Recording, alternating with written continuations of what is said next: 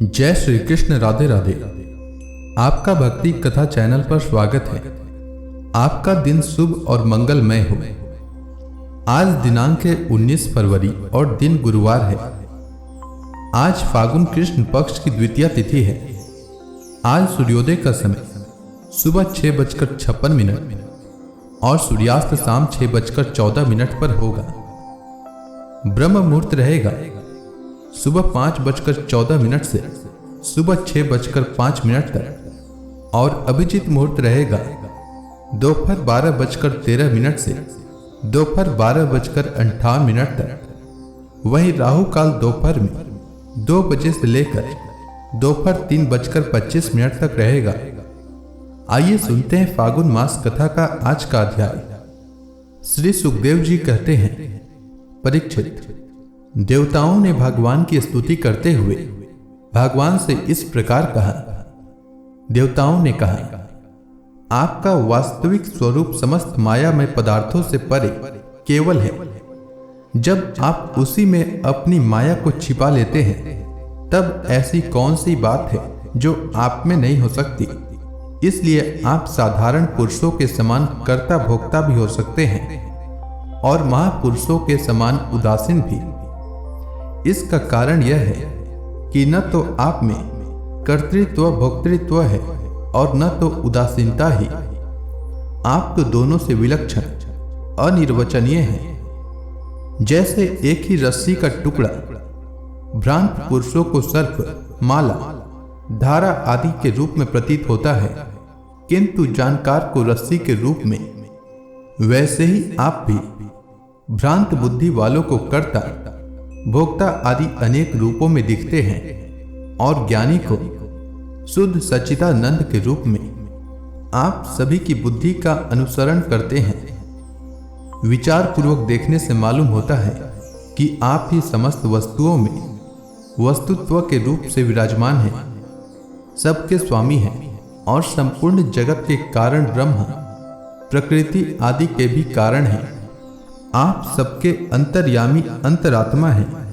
इसलिए जगत में जितने भी गुण दोष प्रतीत हो रहे हैं उन सब की प्रतीतियां अपने अधिष्ठान स्वरूप आपका ही संकेत करती है।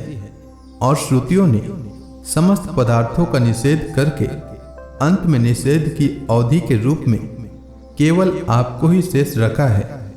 मधुसूदन, आपकी अमृतमयी महिमा रस का अनंत समुद्र है। उसके नन्हे से सीकर का भी अधिक नहीं। एक बार भी स्वाद चख लेने से हृदय में नित्य निरंतर परमानंद की धारा बहने लगती है।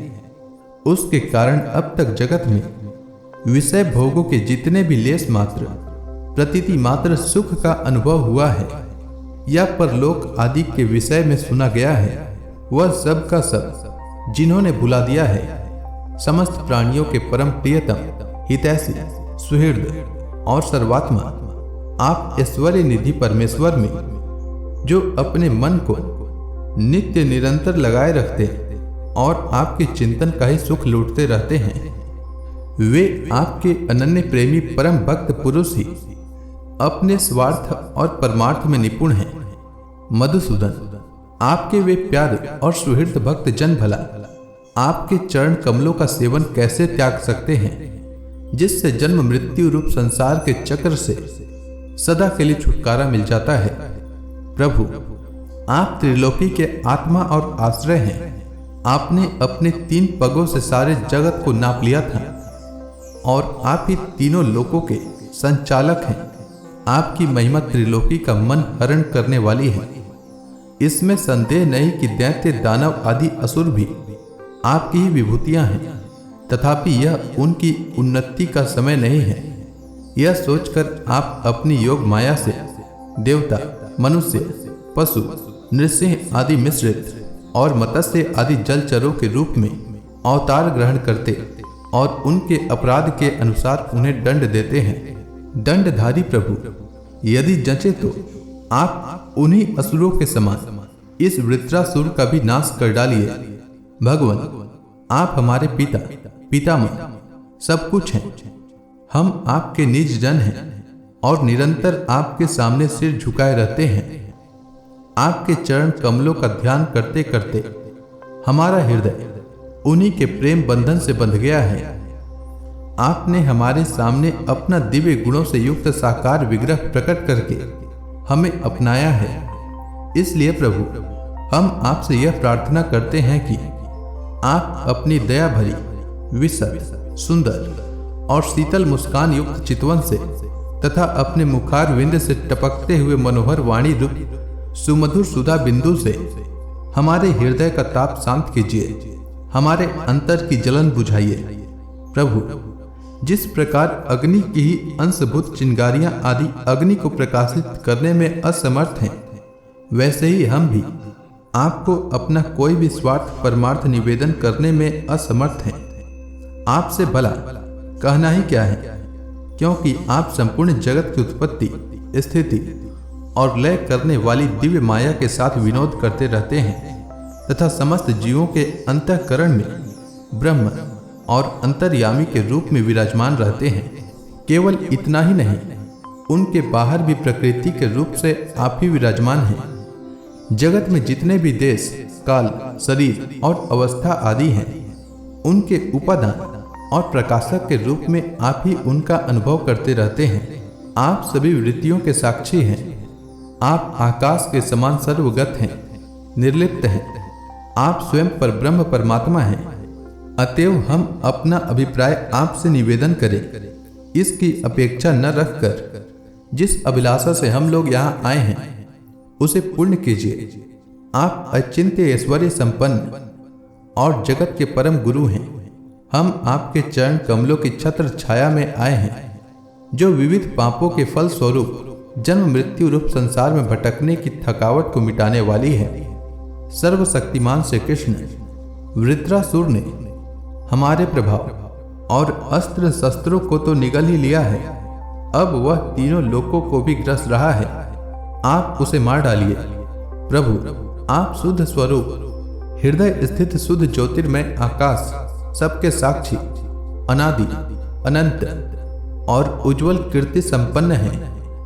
संत लोग आपका ही संग्रह करते हैं। संसार के पथिक जब घूमते घूमते आपकी शरण में आ पहुंचते हैं, तब अंत में आप उन्हें परमानंद स्वरूप अभिष्ट फल देते हैं और इस प्रकार उनके जन्म जन्मांतर के कष्ट को हर लेते हैं। प्रभु, हम आपको नमस्कार करते हैं। श्री सुखदेव जी कहते हैं, परीक्षित, जब देवताओं ने बड़े आदर के साथ इस प्रकार भगवान का स्तवन किया, तब वे अपनी स्तुति सुनकर बहुत प्रसन्न हुए और उनसे कहने लगे। श्री भगवान ने कहा, श्रेष्ठ देवताओं, तुम लोगों ने स्तुति युक्त ज्ञान से मेरी उपासना की है, इससे मैं तुम लोगों पर प्रसन्न हूँ। इस स्तुति के द्वारा जीवों को अपने वास्तविक स्वरूप की स्मृति और मेरी भक्ति प्राप्त होती है। देव शिरोमणियों, मेरे प्रसन्न हो जाने पर कोई भी वस्तु दुर्लभ नहीं रह जाती। तथापि मेरे अनन्य प्रेमी तत्ववेता भक्त मुझसे मेरे अतिरिक्त और कुछ भी नहीं चाहते। जो पुरुष जगत के विषयों को सत्य समझता है, वह ना समझ अपने वास्तविक कल्याण को नहीं जानता। यही कारण है कि वह विषय चाहता है, परंतु यदि कोई जानकार उसे उसकी इच्छित वस्तु दे देता है, तो वह भी वैसा ही नासमझ है। जो पुरुष मुक्ति का स्वरूप जानता है, वह अज्ञानियों को भी कर्मों में फंसने का उपदेश नहीं देता। जैसे रोगी के चाहते रहने पर भी सवैद्य उसे कुपथ्य नहीं देता। देवराज इंद्र, तुम लोगों का कल्याण हो, अब देर मत करो। ऋषि शिरोमणि दधीची के पास जाओ और उनसे उनका शरीर जो उपासना, व्रत और तपस्या के कारण अत्यंत दृढ़ हो गया है, उसे मांग लो। दधीची ऋषि को शुद्ध ब्रह्म का ज्ञान है।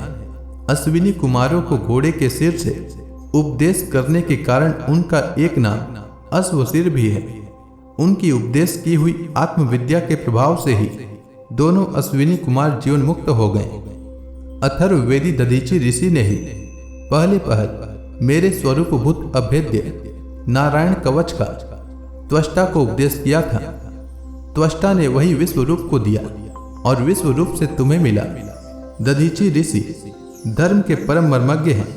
वे तुम लोगों को अश्विनी कुमार के मांगने पर अपने शरीर के अंग अवश्य दे देंगे। इसके बाद विश्वकर्मा के द्वारा उन अंगों से एक श्रेष्ठ आयुध तैयार करा लेना। देवराज, मेरी शक्ति से युक्त होकर तुम उसी शस्त्र के द्वारा वृत्रासुर का सिर काट लोगे। देवताओं, वृत्रासुर के मर जाने पर तुम लोगों को फिर से तेज अस्त्र शस्त्र और संपत्तियां प्राप्त हो जाएंगी। तुम्हारा कल्याण अवश्यम भावी है, क्योंकि मेरे शरणागतों को कोई सता नहीं सकता। तो प्रेम से बोलिए विष्णु भगवान की जय। तो इसी के साथ यह अध्याय समाप्त हुआ। इसके आगे की कथा मैं कल के अध्याय में सुनाऊंगा। तब तक के लिए भगवान श्री हरि विष्णु का नाम जपते रहें।